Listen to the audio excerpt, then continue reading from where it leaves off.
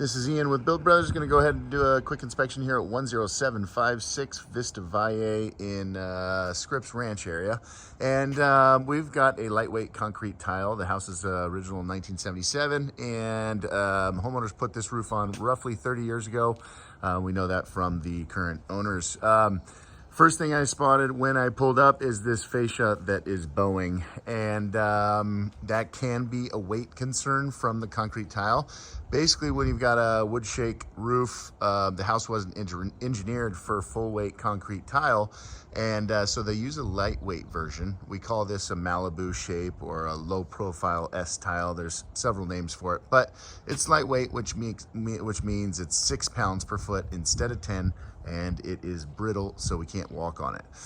We are missing some counter flashing up there, basically a Z-bar, or what is coming down the side there is not at the front there, so it's relying on mortar for waterproofing, and mortar will usually fail over time. We come into the garage, and I'll show you something really quick. This is what skip sheathing looks like. It's those 1x6 planks. On top of that is plywood. So when the original wood shake roof came off, they would have had to plywood the house and then put the tile on. Worth pointing out nowadays that most structural engineers will not allow us to put concrete tile, whether it be lightweight or full weight, on a wood shake roof, just because of seismic issues. The house is extremely well maintained. It sounds like there has been 1 or 2 leaks in the past. There is the stain that we know about, but all the wood looks really good. And with this roof being 30 years old, there is drip edge. That's a good sign. The drip edge was not required by building code until about 25 years ago. So that has helped to preserve the fascia around the home. And that's a nice little detail, meaning that they hired a real professional when this roof went on. It was only 1 layer of felt or tar paper was required by code, and so we can see that there. Nowadays, there's 2 layers of felt or tar paper that are required for a concrete tile roof.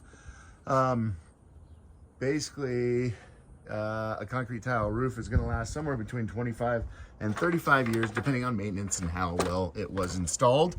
You got 30 years on this roof. I'm not going to walk on it because of how easy they break. When we look around this roof, we see these chipped corners, and so it is really prevalent for the tiles to chip. That doesn't necessarily compromise waterproofing, but it's kind of annoying.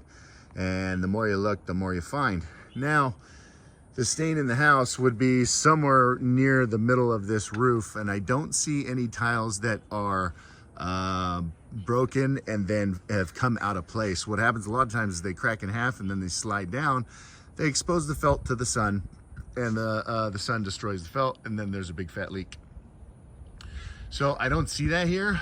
And just based on the age of the felt and the fact that there's already been a couple little issues, you know, the felt is beyond its life expectancy, and so I'm not going to recommend any kind of tune-up or repair on this roof. I would actually recommend a re-roof just based on age and what we see.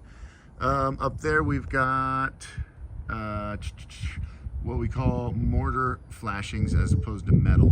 Nowadays we use metal around each of those penetrations. Back then mortar was used, and those tend to fail over time. We got 2 more over there as well. What else was worth mentioning on this roof?